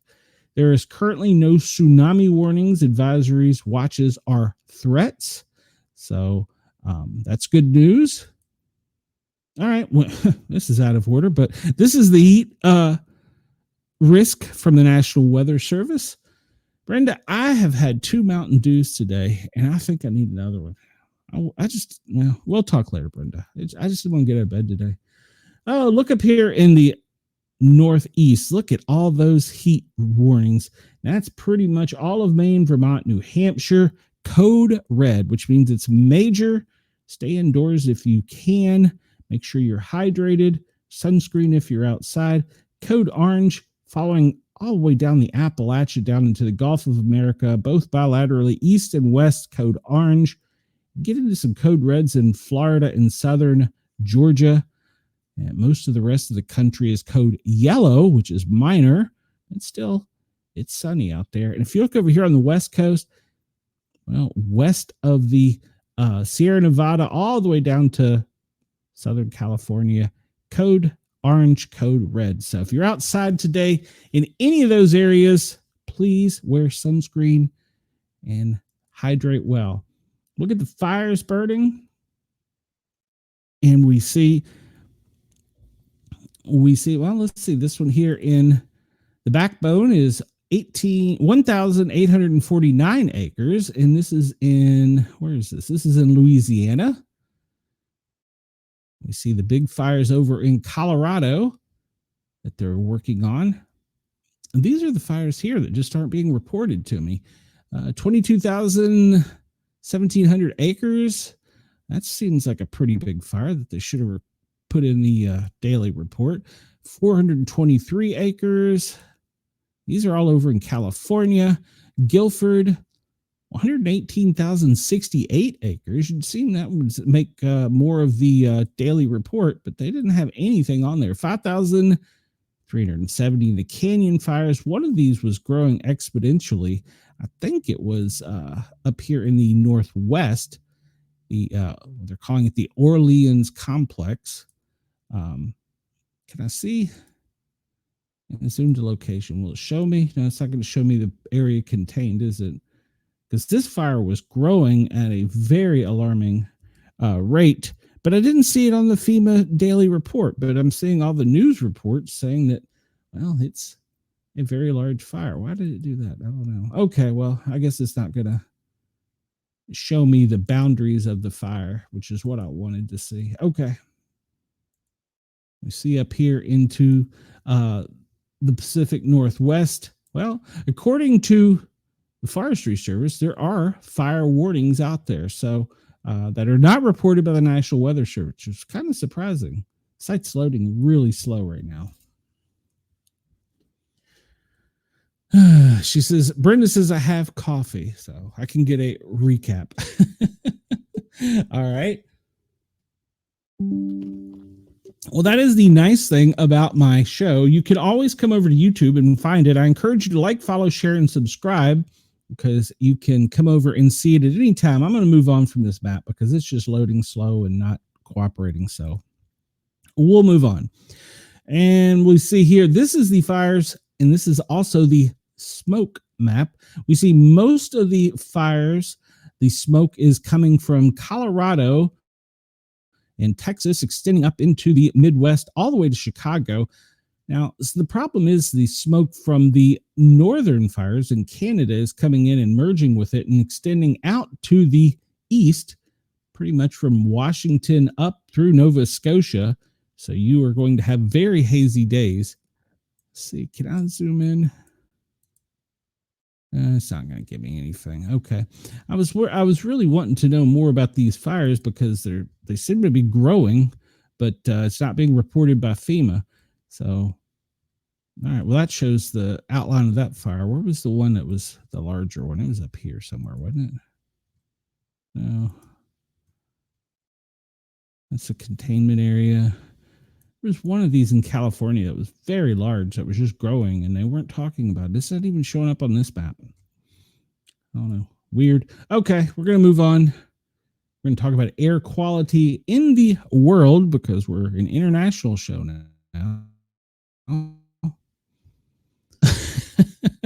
Brenda says, no, she wants it live. Well, I'll give you a recap on the phone, Brenda, if you want. All right, so we see the air quality from the smoke. Well, it sucks in most of the Northeast, combined between the West Coast fires and the Canadian fires. We see Erin out there. She's being choked down a little bit by the smoke. That's good because that's going to bring the temperatures down so she won't grow as much. We see coming over here, these disturbances. We still have the dust coming off of the Africa horn up here. Sorry, I lost my train of thought. And it's not really extending over to the west as much. So that's allowing for the water to really warm up. And so that's why we're so concerned about that hurricane down there. Look up here, just off of the coast of Greenland, and they've got a little disturbance spinning up there that is being underreported, but it doesn't look to be, well, actually, it does look to be kind of severe off of the Greenland coast. Wonder why that didn't make national news. And we see, looking over into our friends in Australia, well, the fires in Sydney and Griffin, that smoke is going to sit and kind of stagnate and travel up to the northeast where it's going to merge with the fire smoke from Brisbane. And that's all going to be pushing over to the west and skirting over to Cairns and Darwin. Now you do have these fires down in the south that's extending pretty much straight up through Alice Springs and out to the west over Broome. So Australia, you do have several wildfires going at the time. So, all right. No, get out of that. Let's see. The latest earthquake. Let's update this. And Croatia was 1.8 2 hours ago. 2.8 following that. Papua Indonesia 10 hours ago, 6.3. Ecuador 3.5 11 hours ago. And we get back past that and we start seeing that it's been fair. We saw the other day the seismic activity. That was a pretty good report. Where did I see that? This here is Alice Springs is just by itself all out there. Yeah, it's alone.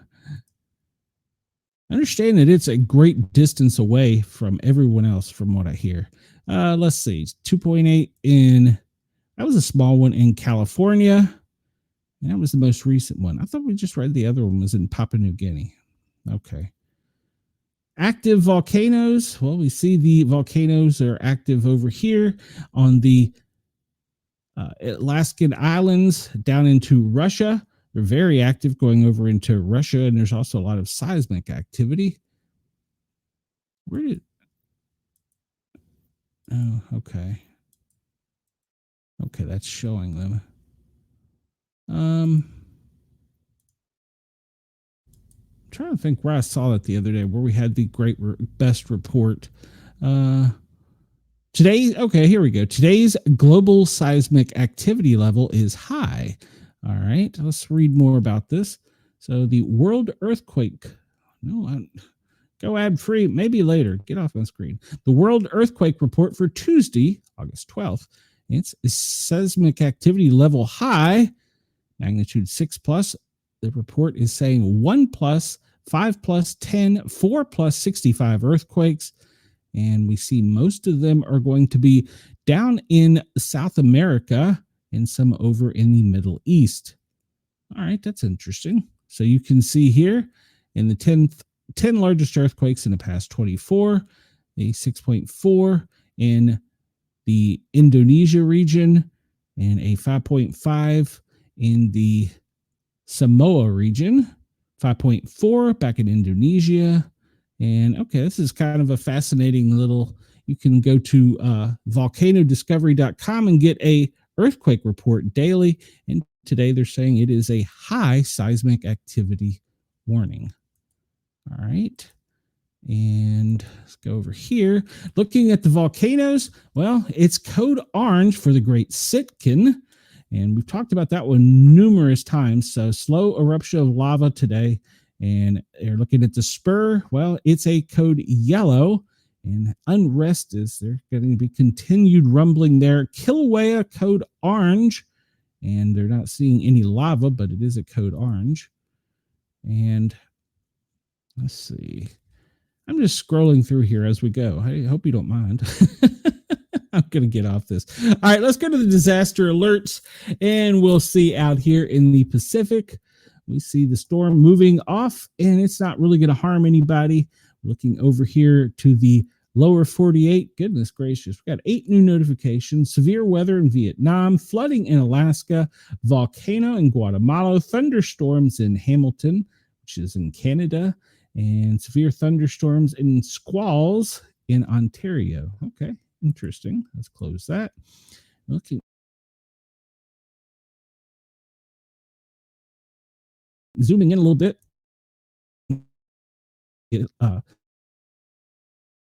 Atlantic coast from the Chesapeake down through Florida, and it's all dry, but it's dry down in Miami. Interesting. All right. We see here, this is the forecasted chart, but this is not in sunny that Erin is going to move into close to the Bahamas. From there, we're not sure where she's going to go, so keep an eye out for that the next 10 to 12 days.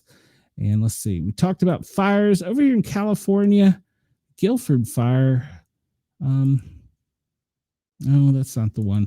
I'm going to find out about that storm or that fire, because the one on the West Coast was supposed to be growing exponentially and not under control.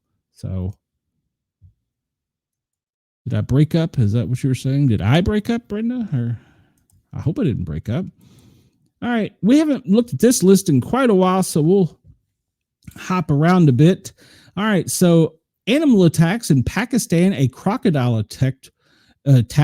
Well, it whips up a fear in Asia. Nigeria, malaria death toll reaches 1,650 cases. And let's see. Brenda says, I don't know if it's you or me. Brenda, it's probably me. It's always me. Epidemic hazards. Pakistan, well, they're still working with the dengue cases. They're on the rise. Italy has got West Nile victims up to 17. We're going to be keeping an eye on that. And Norway, 22 are sick as a hepatitis outbreak. Italy, a man killed and 9 rushed to the hospital as broccoli was recalled in a deadly outbreak. Well, see, vegetables will kill you. In the United States, 3 dead, 90 diagnosed with Legionnaire's disease in Harlem. And that's a severe outbreak in New York City, according to health officials. And we're talking about a harmful algae bloom in Fenway's Muddy River. Where is Fenway's Muddy River? Is that? It went totally away.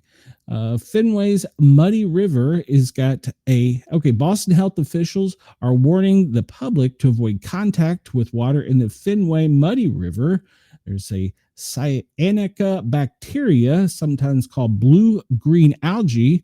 It's been found in the water, and apparently any contact can make sick humans and pets. Avoid eye and skin contact in breathing of the water, and rinse off if you come in contact immediately. All right. And let me close that. We drop down to collapse of public administration. Well, Iran's infrastructure crisis is deepening as power outage and water shortages disrupt daily life. And let's see, go down here to Pakistan. Well, there's even more of a water crisis, and summer temperatures are rising, causing the Middle East water crises to be much worse. Uganda on high alert after deadly border clashes with South Sudan. There's been heavy gunfire and blasts in the capital region. And we don't even talk about the Houthis. United States gunman kills 3 at a target in Texas. We read about that or talked about that earlier. And clashes in Iran have left 4 dead. Ecuador, police say 8 killed, 3 injured in a nightclub. Violence is surging. South Korea, bomb threat at the Olympic gymnastics arena. And we talked about Austin, 6 people killed in a mass shooting. Okay, if it's 6 people, 6 people shot, 1 killed. All right. As that say, because it would be a mass murder over greater than 4. And 1 person hurt, suspect in custody after a shooting at a military housing area in Waiawa. I don't know where that is. Baltimore had a mass shooting with 6 wounded over the weekend. Italy, thousands are marching against They plan to build a massive bridge linking Sicily to Italy's mainland. In UK, there are 200 people arrest in a pro-Palestine group protest.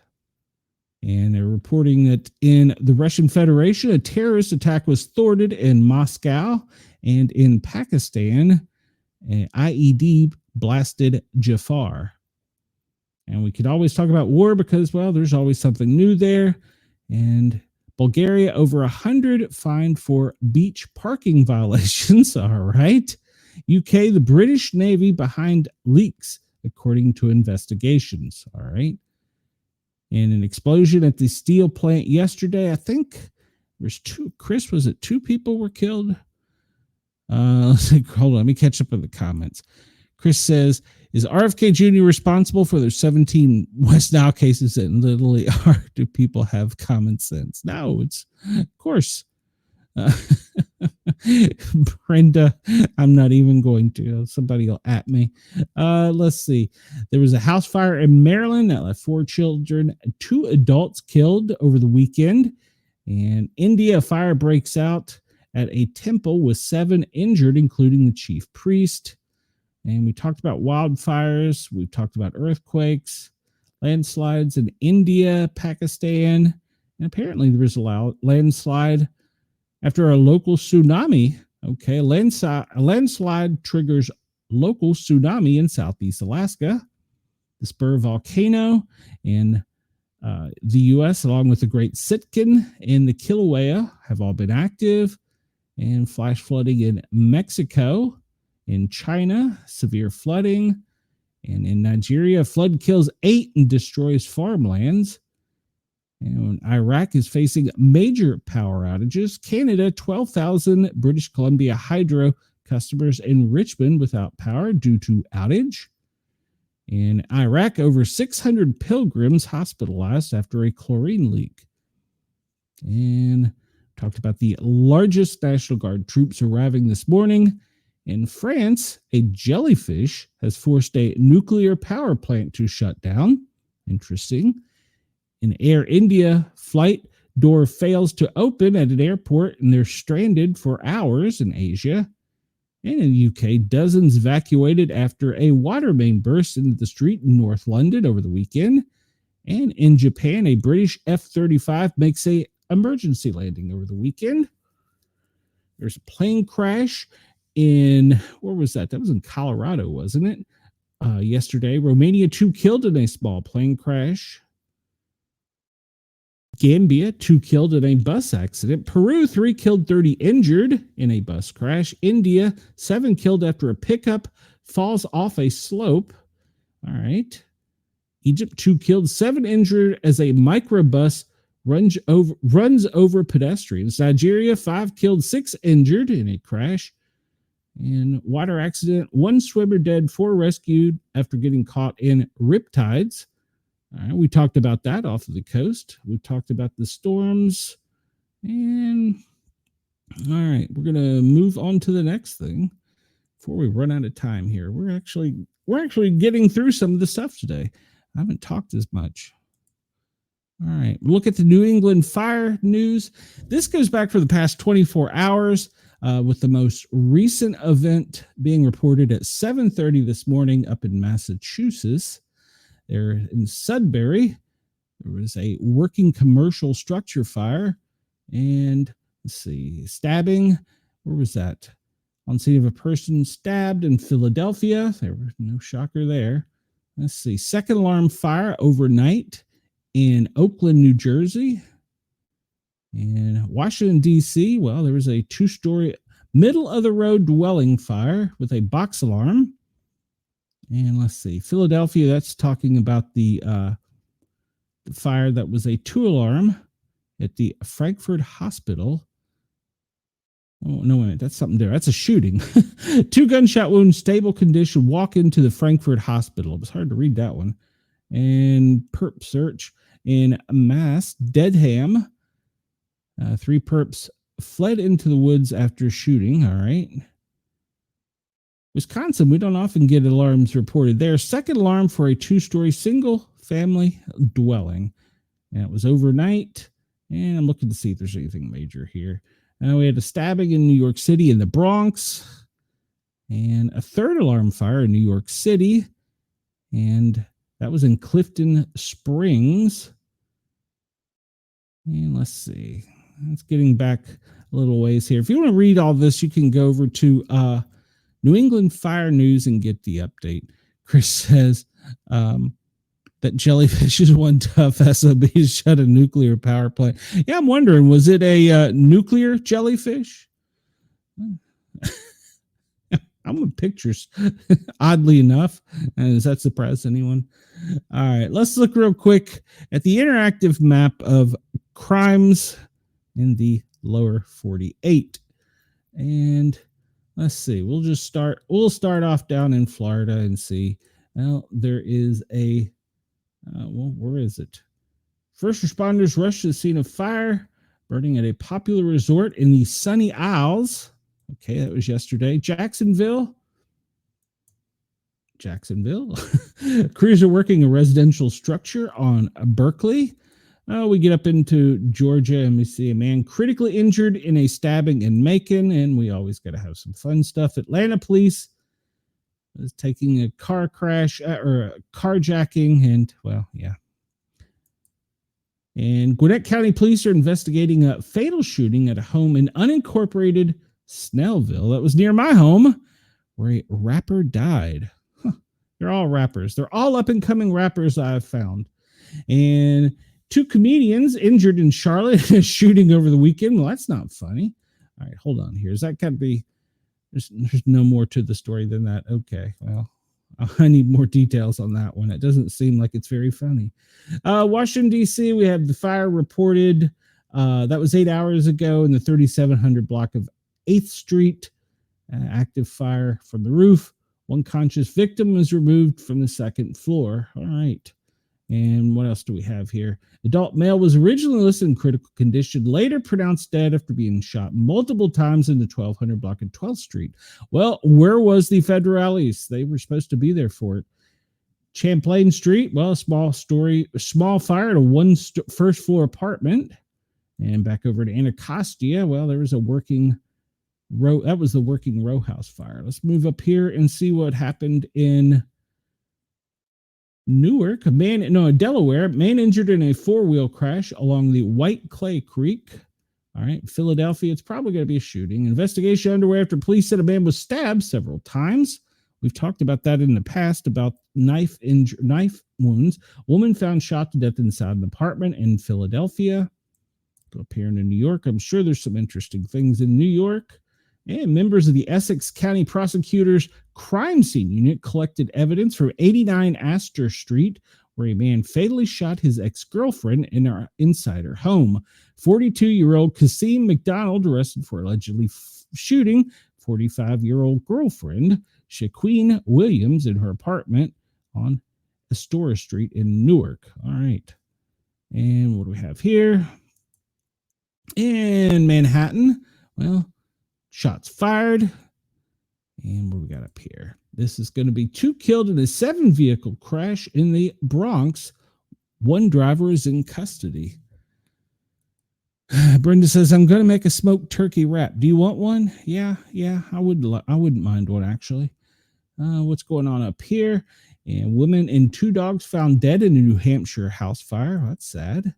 In Burlington, police, this is in Vermont, Burlington are investigating a midday assault on Church Street involving a gun. Let's jump over to Chicago and see if there's any crime there. And wow, look at all this. This is all man shot in the back, and this is all shooting. Man shot in the elbow. Well, could be a good shot to get the elbow. Man shot in the ass. Okay, hold on. We got to read this story. 7 hours ago, man, age 20, shot in the ass, exiting the groin. That's got to be bad. Chris, follow up on this story for me, please. Man shot in the ass, exiting in the groin at 4748 South Damon Street. I don't know why I find that funny. All right. Let's zoom out here. See if there's anything. Nashville, what do you have?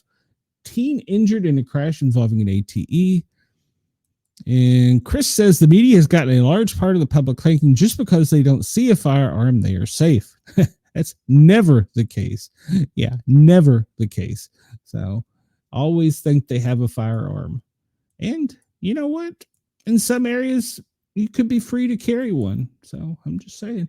2.7 magnitude earthquake in California. It was 12 hours ago. San Francisco, man, victim killed. There's a lot of dead people in San Francisco.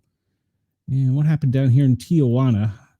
I'm just skipping around here because, well, the victim in last week's homicide has been identified in Tijuana. All right. Let's see. Anything else jump out at us while we're looking around here? Because we've got just a few minutes left. I don't see anything else on this map. Let's move on real quick. Let's look and see. A lot of times, you guys know I don't zoom in on certain things, but if you watch the news, you can kind of pick where some of this activity is just by looking at FlightAware and see what's going on. We see up here in Washington, D.C., it's always busy, but there's been a lot of recent ice activity as well. This coming down here in the Gulf of America, this is usually always training, especially when you get around the military bases. This is usually always training. And let's go back over here on the coast and see. We've monitored last week. Well, he's not doing much. We see a lot of the air tankers were refueling a couple days ago, and we're still seeing some activity out there. It's not as heavy, though. Well, that's an E-20. They're looking for something out there.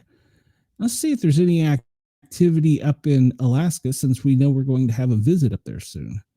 See if there's anything up there. I figure there'll be all kinds of activity up there. That's a small Beechcraft. That's a Dignitary. And what is that? That is a C-130. He's just making some cargo moves. And that's a tanker. So they're doing some kind of aviation mission up there where they're refueling. So we can always anticipate when you see a tanker, there's multiple aircraft. We're probably going to start seeing, if you pay attention, we'll probably see it coming out of the Washington, D.C. region, where they'll start moving vehicles and equipment in advance of the presidential visit. We'll try and keep an eye out for that going up to Alaska. And C-17 Globemaster coming out of Atlanta. No, I'm sorry, coming out of Charleston. All right, we're almost out of time here. Let's take a look, the last few minutes, look and see. Oh, there's lots of balloons activities right now over the United States. So you can go over to SoneHub and check it out. And also over the UK. I don't see, there's actually some balloons active over Australia, which is kind of unusual. One in Melbourne and one in Sydney. So if you're interested in that, you can go to SoneHub Tracker. All right, we always go out of here with Bitdefender because we see the U.S. is constantly under attack, and it's always coming usually from the Middle East or Asia. Everybody, I'm out of time. Remember to come over to YouTube, like, follow, share, and subscribe. I need your support. We're trying to get to 1,000 subscribers so that we can get monetized, and I need your help in doing so. Everybody in Australia, thank you for tuning in. Remember, I will be back tomorrow at the same time, and then Wednesday night we have the Para Our Normal Guys, where we have 2 authors of comic books. So everybody have a great day. I'm going to get out of here before they cut me off. We will see you soon. Sportcat is out.